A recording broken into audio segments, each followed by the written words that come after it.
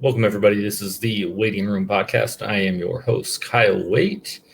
Today, I'm coming to you live from California. As I told you guys, for the next few weeks, and for the last few weeks, I've been on the road. So I'm just streaming from a handful of different places.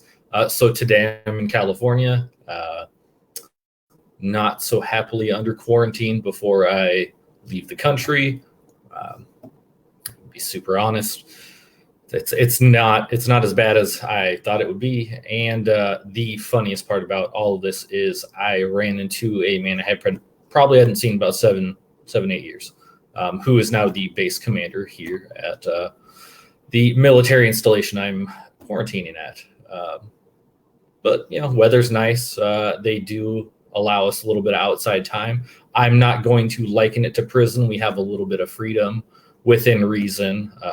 But anybody that knows military people knows that that's about the amount of freedom you want to give military people is, some freedom within reason, up until somebody messes it up.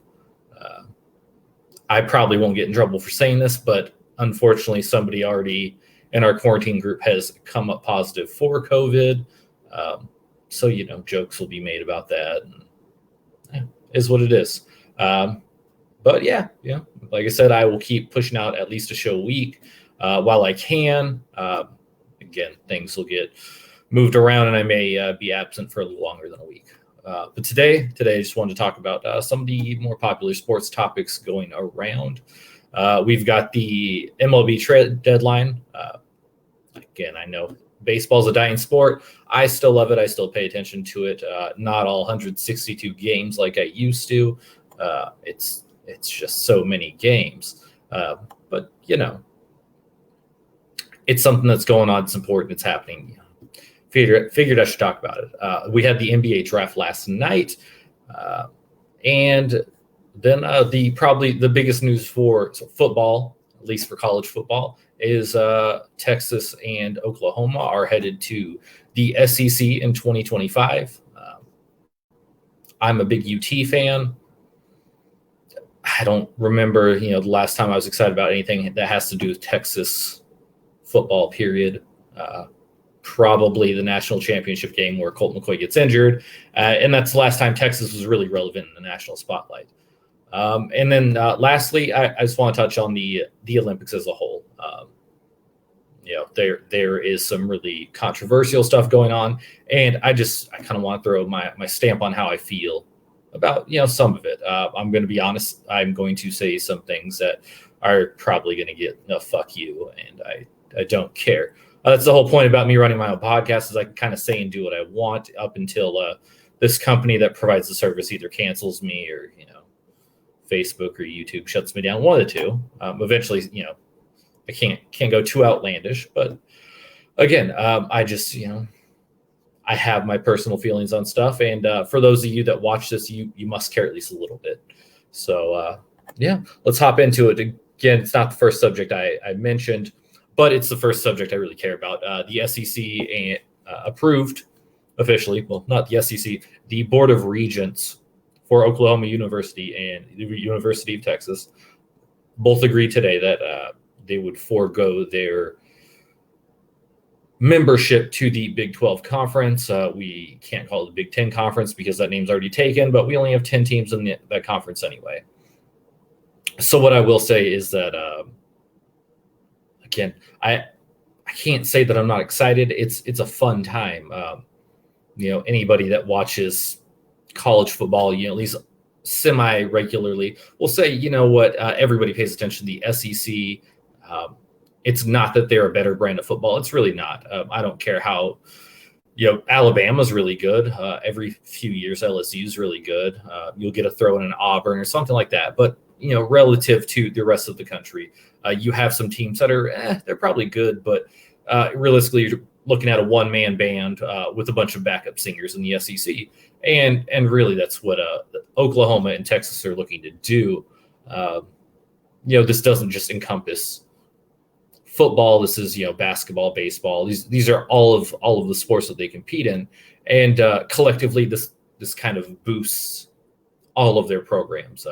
Texas actually had a semi-decent season in basketball. They're typically a decent to better than good basketball program. Oklahoma, same deal.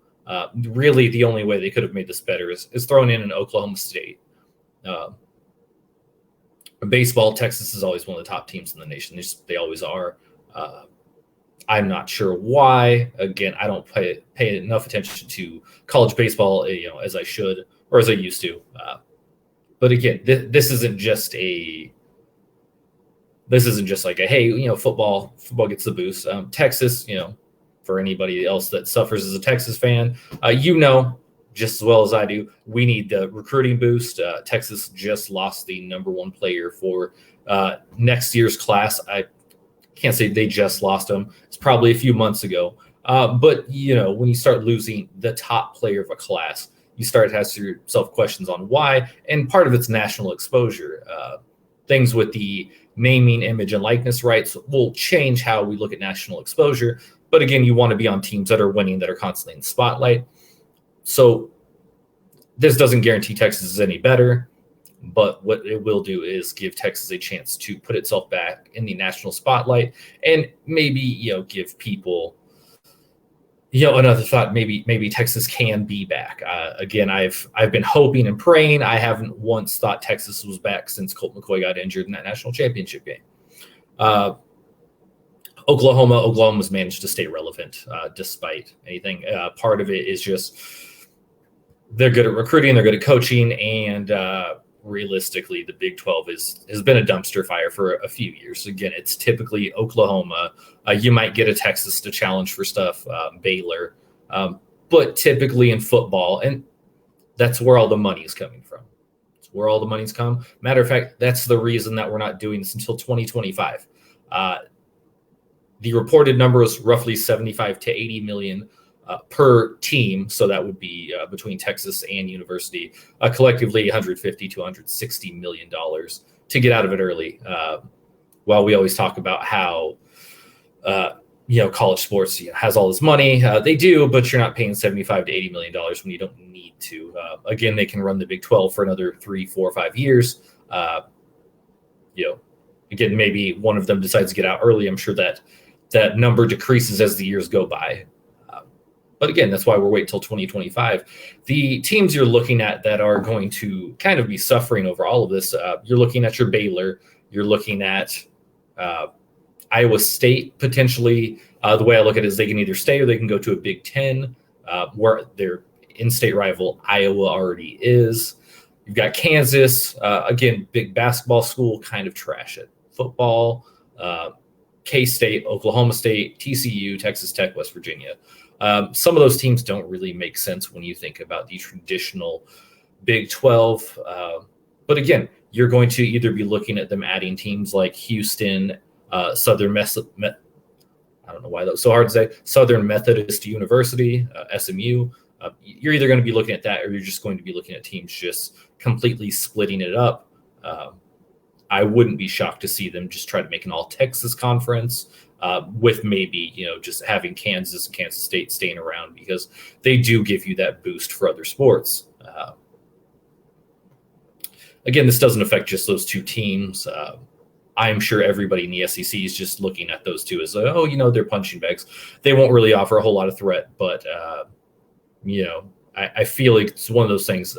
Texas A&M has sort of made strides to be competitive in the SEC. Missouri, more competitive than most people thought. I'm sure most people thought they'd just be an added Vanderbilt. No shade to Vanderbilt, but they are in a conference they just can't win. I don't know. Again, this is the first time I've been excited about the prospect of the University of Texas football in a long time. Again, we're 5 years away. I don't expect anything to change. I wouldn't be shocked if there's a lawsuit thrown out there trying to stop some of this because, again, this does affect a lot of people, a lot of people's money. So I can't really complain about it. It's an exciting time. But speaking of exciting, everybody loves trade deadlines. Whether or not anything really happens, this is the time of year where everybody gets super excited. It's what we like change. Really do. not if you're the best team, losing players, but during the trade deadline, if you're a good team, you're looking at a way to boost your prospect of winning championship. And that's what a lot of these teams did. Or this is the time of year, especially for baseball, you've decided you are completely done for the year and you don't care anymore.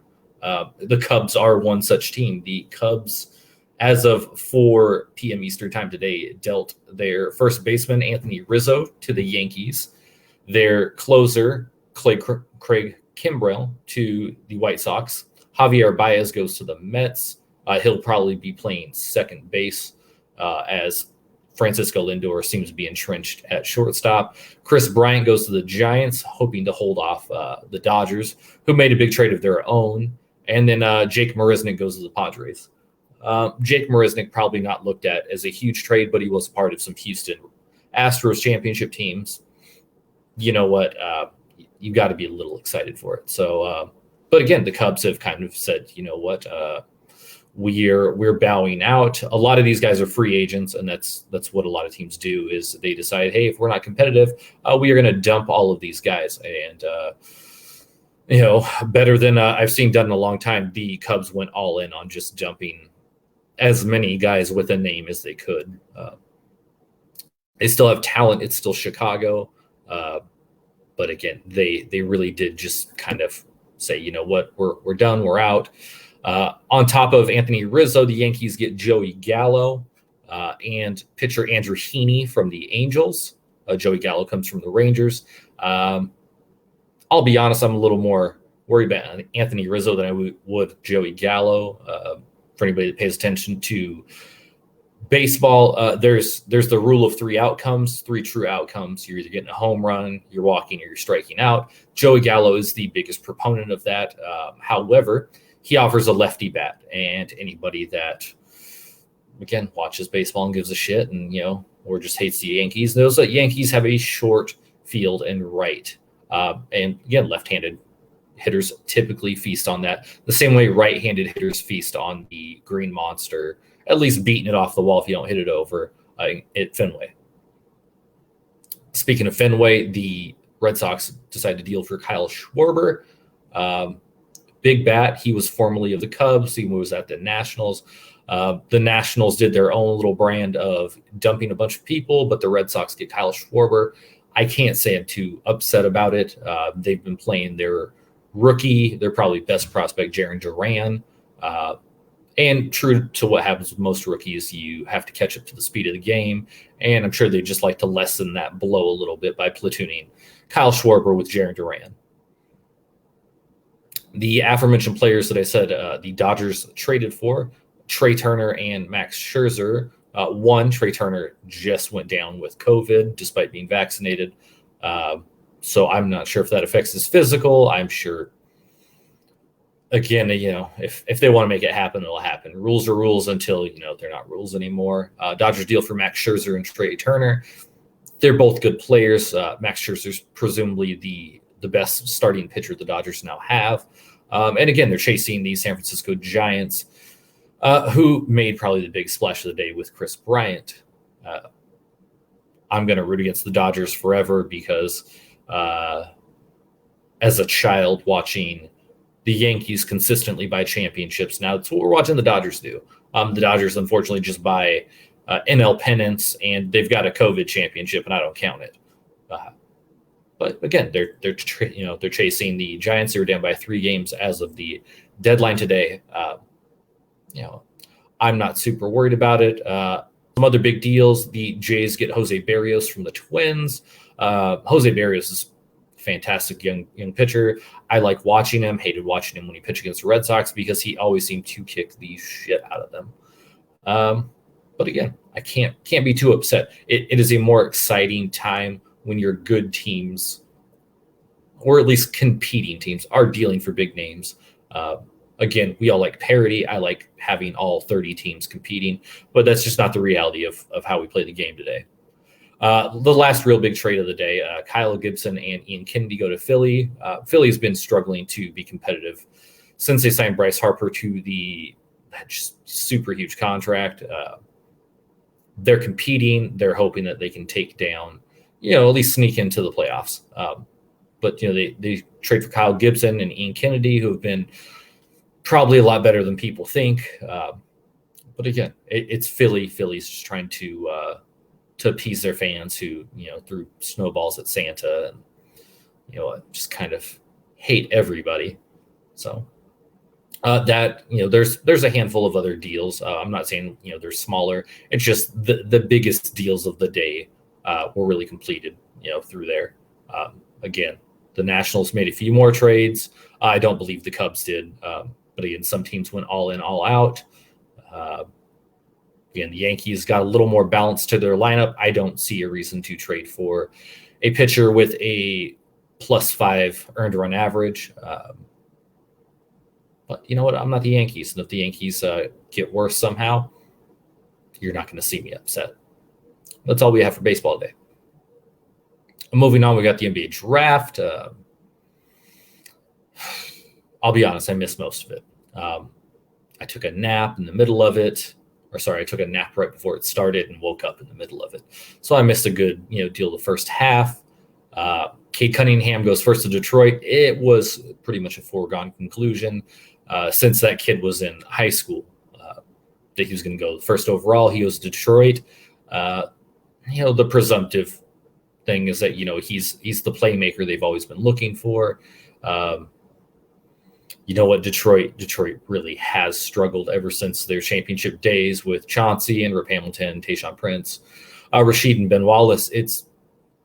This may be a turnaround. However, it's one of those things with all top prospects. You got to kind of see it before you believe anything that happens. Jalen Green goes to Houston. To me, you could have taken Jalen Green or Jalen Suggs, who goes number 5 to Orlando. They're kind of the same guy. They both like to shoot the ball.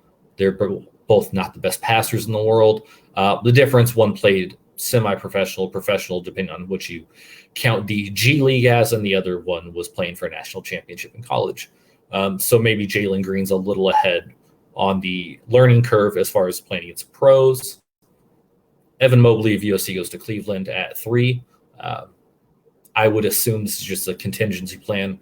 Should they not be able to sign Jarrett Allen? Jarrett Allen got to Cleveland last year. He instantly did what most Texas bigs do, and he played around the rim. He blocked some shots, and that's kind of what Texas bigs are known for doing. Not a whole lot of scoring upside.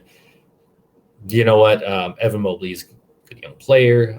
The one pick I didn't super agree with, it was Scotty Barnes to Toronto. There's been a lot of talks about them potentially trading Pascal Siakam. I don't see the reason to. Again, Scotty Barnes is a guy that needs the ball in his hand. So is Pascal Siakam. Neither is super great with it outside of their hands. It's just where they're at. Scotty Barnes doesn't have the best shot in the world. But again, the unlimited thing for front office personnel when they draft guys are, they have upside. They have upside. Doesn't matter. We can kind of do whatever we want because he's got upside. That's great. We can spout upside. I feel like they keep drafting these upside guys and it doesn't work out. Toronto hopefully has a little bit of luck here, just because Toronto's been fun. It's a little more fun when the team north of the border is competitive, and we have those Canadian fans to, root against the U.S. because they seem to root against anybody. They don't really care. So it's fun for me. So let's see. We've got the biggest news of the night. Oddly enough, was not the draft. The biggest news of the night was Russell Westbrook goes to the Lakers for Kyle Kuzma, Montrezl Harrell, and Kentavious Caldwell-Pope. They offered their max extension possible to Dennis Schroeder. He said, no, I think I can get more money. So their counter was, well, we're just going to spend the rest of our money taking on Russell Westbrook's contract. I don't think this solves any problems that the Lakers had last season. While I do think Russell Westbrook is a far superior defender to Dennis Schroeder, who's just small. He's a small guy. When you're smaller, it's harder to. I'm not saying it's impossible, but we see guys who have all of this, all the talent in the world. But again, if you are smaller than people, it only speaks so much. They don't gain any shooting.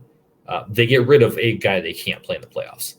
That's probably the biggest win for the Lakers here is they get rid of Montrezl Harrell, who I said after he left one LA team for another, is he proved in the 2019 playoffs he couldn't play. Again, he's a real talented regular season player, but once you get to the postseason, you get guys that are playing bigger. You have guys that they will target you. That's essentially how the Bucks won the NBA Finals. Was we're going to target the smaller guys. We're going to target the guys that we can, muscle up on. This is what they did. So the Lakers get rid of Montrezl Harrell's contract. It's one more year. They get rid of the upside that's Kyle Kuzma, who never fully realized his potential. I would say he probably was better than anybody ever thought Kyle Kuzma would be. He's going to have to take his fashion to Washington, D.C., have fun with that. Kentavious Caldwell-Pope was their best defender on the ball. I don't care what you say. I know he's getting older. So's the rest of their team. So they add a big name, Russell Westbrook. Good luck to him in LA. I don't think this puts them any closer to a title contender. It makes it more exciting for Laker fans.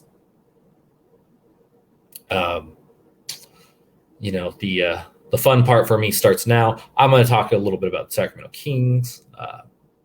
I can't say I woke up and was the most stoked guy in the world. They draft Daveon Mitchell, who anybody that watched the NCAA championship knows he's a really talented player.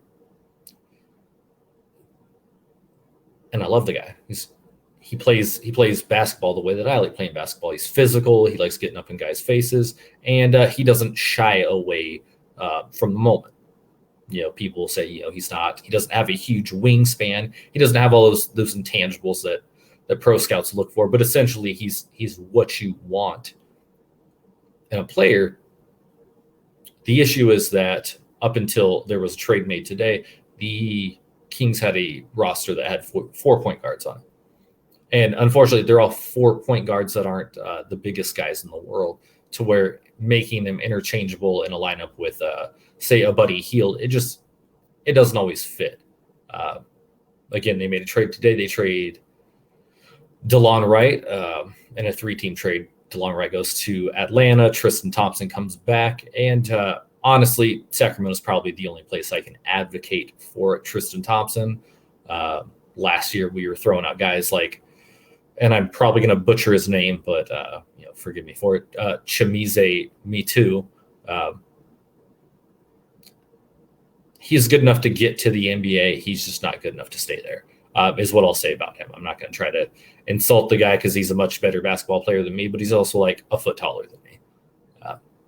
So honestly, Sacramento, probably one of the only places I can advocate for. Tristan Thompson, who's, again, he plays a little bit of defense, but not the defense you'd think of a guy that size. He rebounds, sort of, but again, he's 6'10". I love him because he played at University of Texas. But again, if he was originally traded to Atlanta before they incorporated it into a 3-team trade, where he goes to Sacramento. Again, it's the only place I can advocate for Tristan Thompson. Not super stoked having clutch sports guys in Sacramento because LeBron. That's it. LeBron's part of clutch sports. I can't advocate for him. But you know what? Back to the issue. My real issue is that we're now sporting a team that's got De'Aaron Fox, really talented, maybe one of the fastest guys with the ball in his hand at point guard. Then we drafted Tyrese Halliburton, who was probably thought of as the steal. I believe he came third in the Rookie of the Year award voting this last year. And now we have Daveon Mitchell, who on most teams I'd be excited for. Again, he's a physical player, which may or may not be a good thing in today's NBA, but he's not scared. And that's what you want. You want guys who aren't scared of playing. But again, we're sporting a team that's got 3 on the smaller side point guards, along with Buddy Hield, who's technically at 6'5", looked at as smaller, and then Jamius Ramsey, who is 6'3" at shooting guard. We don't have a big team on top of it. We're looking at Harrison Barnes, who at this point in his career is probably transitioning to his Rudy Gay phase, where he's going to be better suited as a 4 than a 3. And then we don't know if Marvin Bagley gives a shit about Sacramento. I'm going to be honest. I think part of the issue has more to do with a guy like Luke Walton, who I've never liked as a coach. Even when he was coaching with Golden State, it was like, well, you're coaching, the best team in the league. You just have to not fuck it up. At this point, we're just looking at what could potentially be a shit show. I'm going to try to stay optimistic. We also drafted the first Portuguese player in Nemias Queta.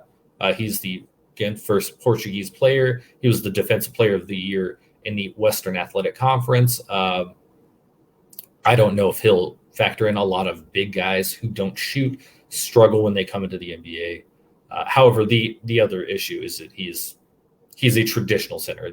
He has some athleticism to him, but he's 7 feet tall, 245 pounds. He's a big guy, big kid. I have no problem calling some kids 10 years younger than me, a kid, but he's a big kid. But again, for significance sake, we'll say, we drafted the first Portuguese player ever. I believe Sacramento was also responsible for drafting the first Turkish. I feel like that's not right. First Turkish player? I don't know. Somebody can look it up and tell me I'm wrong. That's what we do here. You tell me I'm wrong, and I laugh and say, "Darn it." But again, you know what? I'm trying to stay a little optimistic. We have free agency coming up, where Sacramento's almost guaranteed to lose Rashawn Holmes, who is their true center. Again, probably very overlooked. He was always overlooked when he's with Philly. He's been overlooked wherever he's played. He's an athletic guy who does basically exactly what you want a center to do today. However, because he does exactly those things, he's probably about to make a decent amount of money, upwards of $10 million a year. So you know what? Good for him. Sucks to be a Sacramento Kings fan, but let's be optimistic and hope that this project works and we don't end up with another fired coach. Now we're going to move on to a less fun subject. Take another drink. I'm drinking out of a Popeyes cup because, as I said, I'm in quarantine, and I happened to go to a Popeyes before all of that started, and I didn't bring another cup with me. I have a giant water jug with me and a Popeyes cup, so it was either drinking whiskey out of my water jug, which probably isn't advisable for later. So again, we're drinking out of a Popeyes cup today.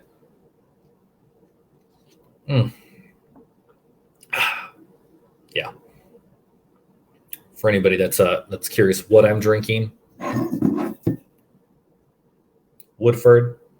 I know it's not the most popular thing, but again, you know what? I like whiskey. Preference is their bourbon whiskey. That's where I'm at with it. But you know what? I need to take a decent swig of that before I get on to this last subject, just because I know it's touchy.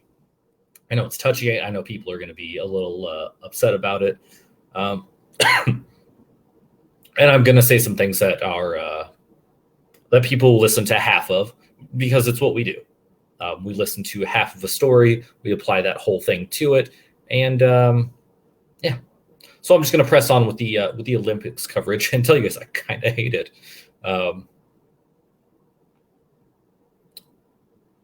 I was sort of against having an Olympics in 2021 anyways, just because you can't. The whole point is to celebrate the best athletes from all over the world, and but come together, regardless of wars with other countries, regardless of problems, which other than our side, we're not having any hand-to-hand combat, any land battles between a lot of countries. A lot of those are kind of relegated to the Middle East at this point, which is still pushing out guys to the Olympics. But at the same time, we just have this fun thing, and where we kind of just push out the negative. We really do. We push out the negative, the most negative thing that we can find, and you kind of have to look for, which I do. You have to look for like the positive things. But what's usually shoved in our faces is we have that unnecessary controversy where, it gets page clicks, it gets people to tweet about it and say stuff on Facebook if you're old like me. And, but it's one of those things we're so in love with being unhappy that we do this thing where we push this really negative shit out. And that's realistically, I don't know how many times I've seen it. People say, oh, this isn't covered and this isn't covered. I mean, it is covered. If you look for it, it's covered. Everything that you're tweeting about, everything you're attaching pictures, because there's been other tweets about it, it's out there. Otherwise, you wouldn't be able to, be upset about it. But there's other stuff out there other than all that controversial shit. And of course, I'm gonna bring it up, but the biggest one, Simone Biles. Everyone knows, so I'm not going to pretend like you don't, but everyone knows that she pulled out of the Olympics. And ironically enough, I had this fun conversation with my partner today where I knew we were going to disagree. And the part that I knew we were going to disagree about is just I play devil's advocate for everything.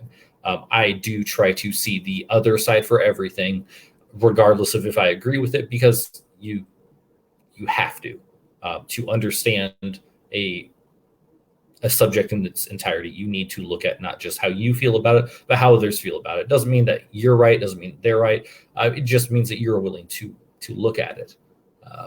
But Simone Biles pulls out of the Olympics shortly after making a mistake on her routine. And then she ultimately pulled out all of the way. She says, I can't be in the Olympics. I don't know that Simone Biles said the words mental health, but she said she's not in a good headspace. And being that I grew up in a gymnastics studio a whole lot, I understand that. I do.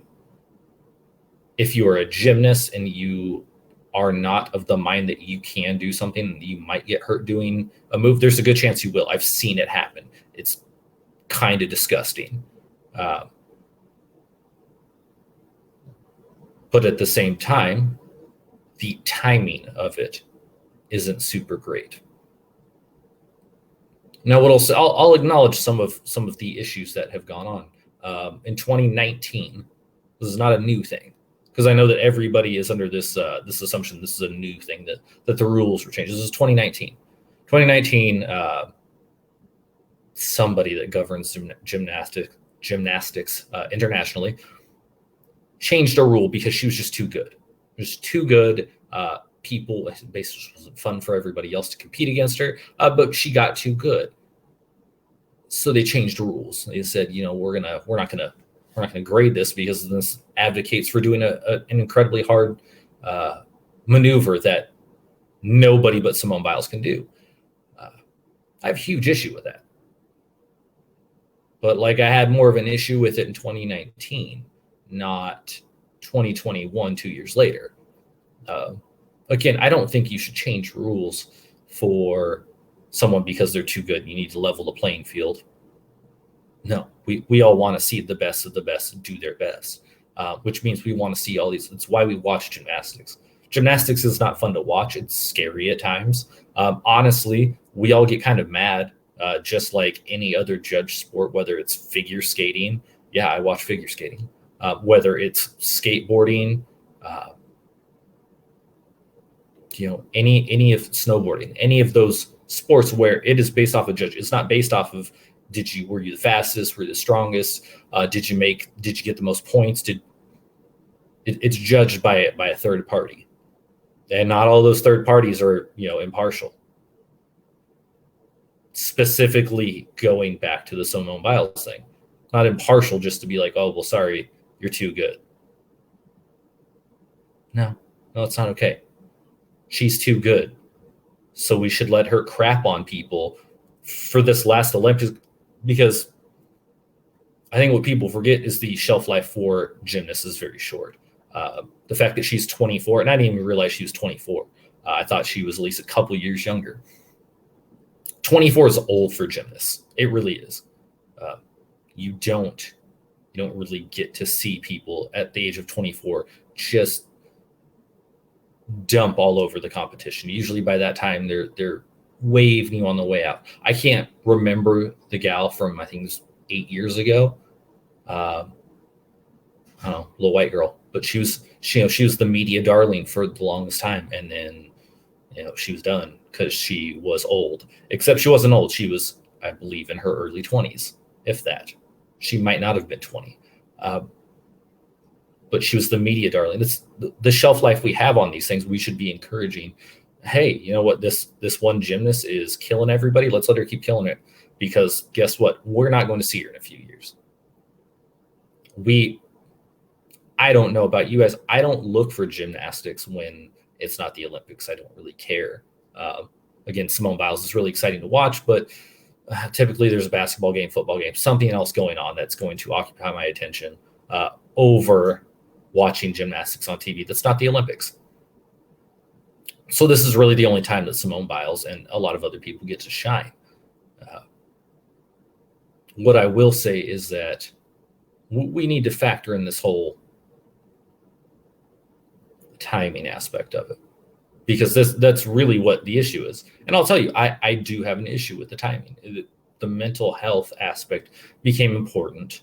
Her lack of a good headspace came important after she fucked up.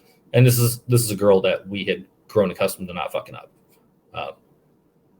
Now I did a little bit of research. She's not won every single event she's been in since we've seen who she is. But she's been pretty gosh darn dominant for most of her career. She has won a lot of what she's done.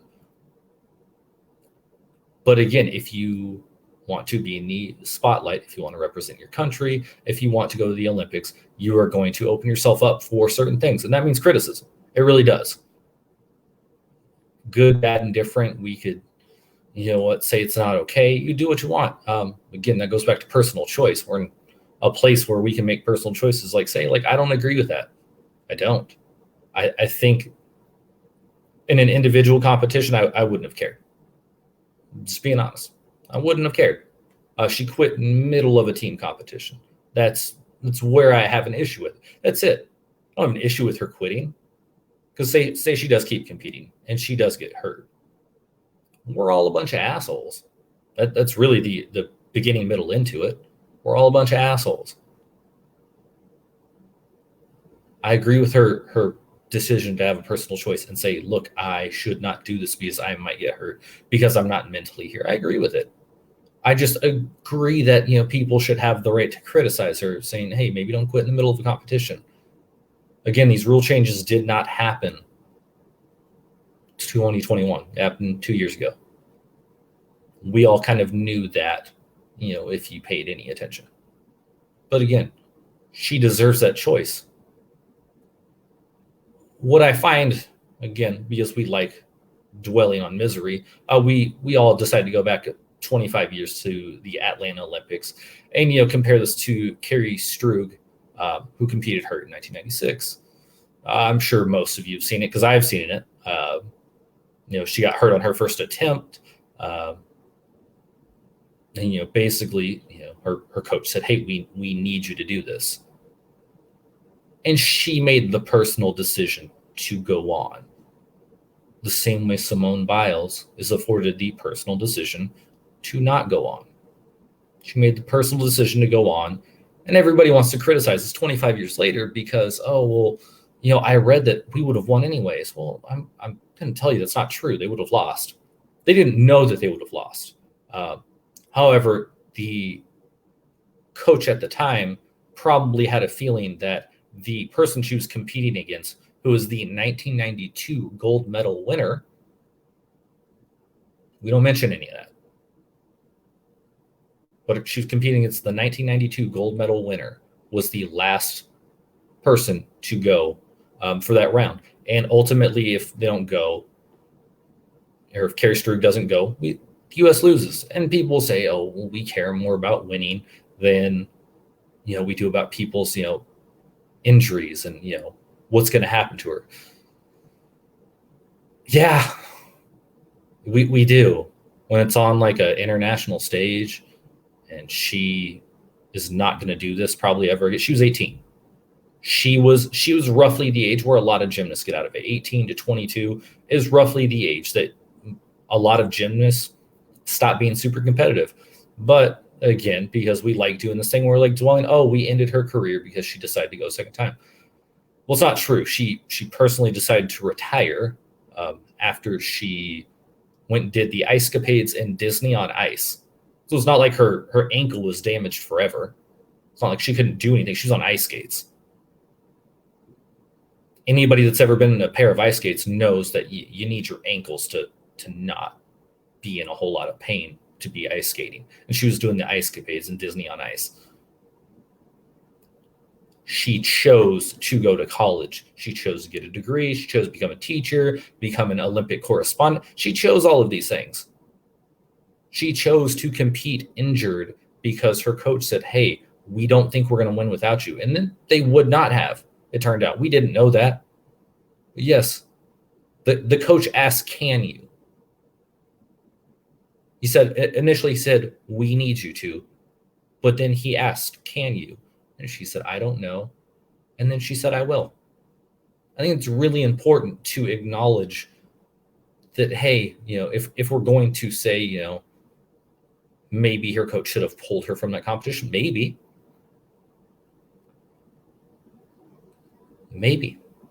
I don't disagree with you. What I'm saying is that shouldn't we let Carrie Strug, shouldn't we afford her the same personal choice? Shouldn't we not condemn people 25 years later because they wanted to win because she was not going to get a chance to compete again?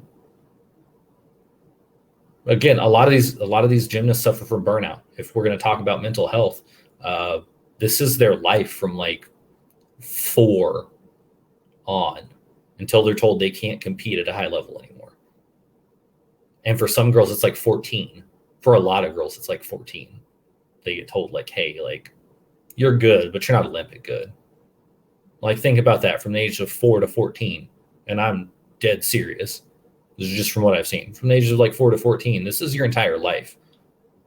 I would help out and work at my aunt's gymnastics studio, and I would see kids there for years and years and years. Every weekend for years. And I know one that went to college on a cheerleading, or not cheerleading. She went to college on a gymnastics scholarship. That's it. She didn't go to the Olympics. She went to college on a gymnastics scholarship. But a lot of these girls don't get the opportunity to where, if I was a coach, the same way I urge my kids to overcome obstacles, obviously I don't want them getting hurt. But I'm going to let you guys, in on a little secret about me.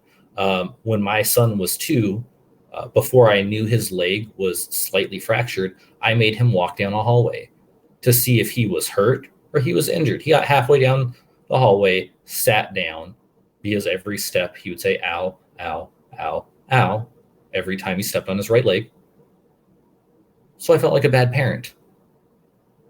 And I'm sure to a point that coach feels kind of bad. I'm sure he does.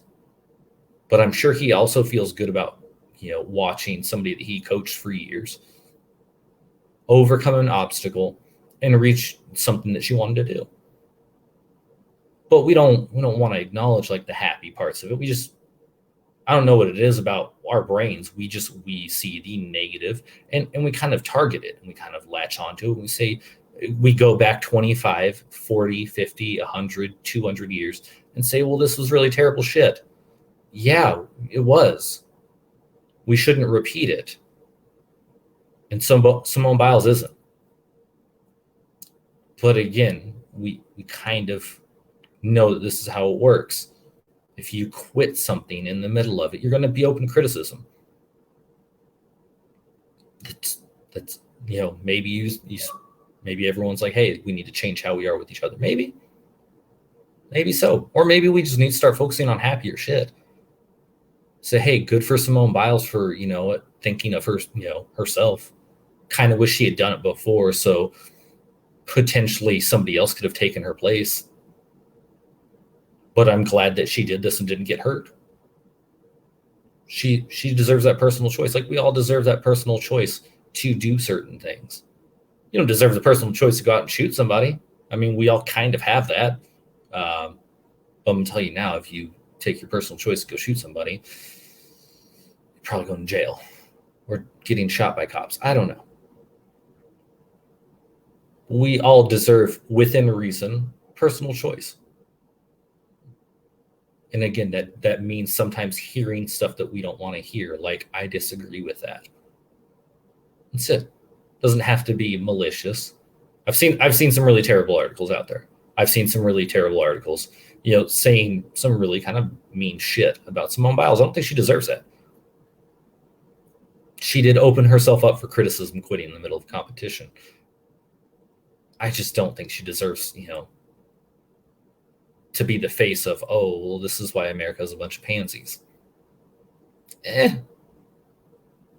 She did what was right for her physically and mentally. I can get down with that. It's what we all should want.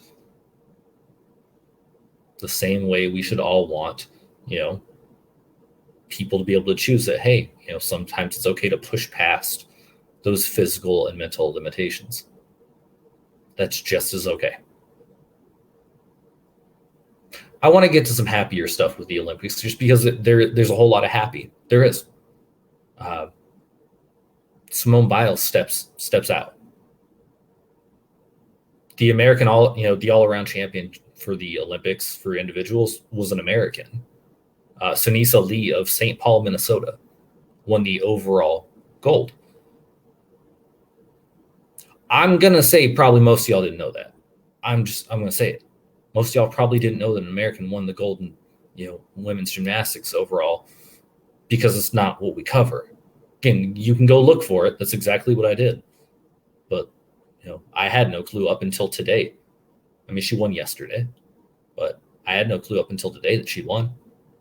We're not pushing that out. We're pushing out all these Simone Biles stories. A lot of people support her. I think that's great. But we don't focus on the people that are there that are competing. And I think that's kind of a disservice to them. Let's see, Bermuda, the Philippines, Hong Kong for the first time in 25 years, Kosovo wins gold. There's a lot of small places. Bermuda and Philippines have never won a gold medal, ever. Again, Hong Kong, first time in 25 years. Kosovo's only won gold medals, and it's only been in judo. And they've won 4 now, 5. Tunisia gets its 5th gold medal since 1960. The first Turkmenistan medal was won in this Olympics. I mean, there's some cool shit, and it's not just all American. But again, look at it through the lens of what you're looking at. You're looking at typically American news sources. You're going to see the American side of it. Which, hey, guess what? The Americas, before I started the show, America was winning the medal count. Good for them. There's happy things to be out there for. Some American-specific things to be happy for. Allison Felix of the U.S. could break the women's medal record for track. It's dope. I mean, I'd really love for Sha'Carri Richardson to be there, but she made her personal choice. She's not. Allison Felix was not supposed to be there. Now she could break a record. Like for the Olympics, it's dope. Delilah Muhammad and Sydney McLaughlin are the favorites for the hurdles for the U.S. These are all really cool things that we don't talk about because we're so focused on like the negative shit. Now I've spent this whole time talking about personal choice, and you can choose to be upset. You can be. I could choose to be upset being quarantined for the next however long I'm quarantined for. I roughly know, but then I'd be giving away other dates, and I can't really tell you those. But again, our unhappiness, we're making personal choices to be unhappy, to focus on the unhappy. And I understand that we shouldn't ignore it. It exists. We shouldn't be shitting on somebody who chooses their mental health over a competition. But we shouldn't be shitting on people who are just like, I disagree with this. I think that she should have competed. There's nothing wrong with that. But we all make these personal choices, and we all need to just get a little more comfortable with it. I'll say it at the end of the show. I'll say it now. I really believe in that, being kind to each other thing. We need to be kinder to each other. We do. That's just the honest truth. We aren't kind enough to each other, and we need to try to be. But again, personal choices. That's all I got for you guys today. As always, as part of the show, I'm going to promote my buddies who are doing great things. First up, as always, Taj TV, Taijh. You can find him on Facebook. You can find him on Instagram. You can find him on YouTube. He puts out content every week. He's a funny dude. He's got a different way of thinking. It's not always something you're going to agree with. It's something you can get over. You don't have to watch him, but I'm going to keep promoting him because he's a great dude. Marcus over at the Truth Valley Church. Again, a guy who's doing something he believes in. Not everybody's super religious, but for those that, are, he wants to be able to reach them. And you know what? Not everybody's comfortable going to church still. So he's got an online ministry. Check it out. Again, Truth Valley Church on Facebook. And last, Jason over at the Arizona Flag Company. I keep seeing stuff every week that he's putting out. He's doing great work. If you are interested in any of the woodworking stuff he does, if you want to potentially buy something from him, get 10% off if you mention the podcast. Again, he's a great dude, super goofy. We did a show together. If you want to hear his story at all, listen, go check him out. At the very least, go check him out. Go give their page a like, subscribe. You guys are watching this, you guys can take that time to do the same thing. In addition, you know what? Share, like, subscribe the page on here, on YouTube. You know what? I like doing this. It keeps my mind fresh. I keep hoping that, more of you guys are engaging. Well, I got a little bit more engagement today than I'm used to getting. But again, I'm hoping to hear more of what you guys think. I'm going to keep pushing these out. I'm going to keep pushing them out as much as I can. But again, if you guys have any ideas, if you want to, correct me on something, you can do it here. You can do it at my email, KyleTheWait@gmail. Again, if you're interested in getting involved with the show at all, if you want to come on, if you have a topic that you think I need to discuss, go ahead. That's what I'm here for. Always open, always here to listen. So as I tell you guys every week, keep being kind to each other, and see you next week.